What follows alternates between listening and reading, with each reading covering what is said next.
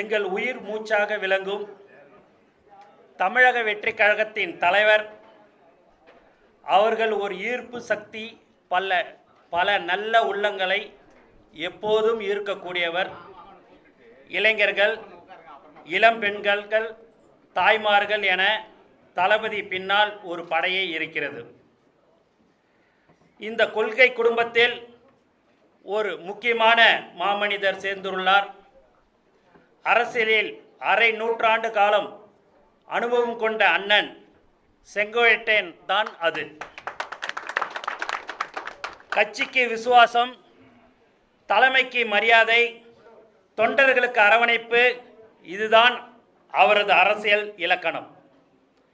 அண்ணன் திரு செங்கோட்டையன் அவர்களை தமிழக வெற்றி கழகத்திற்கு வருக வருக என இருகரம் கூப்பி வரவேற்கிறேன்.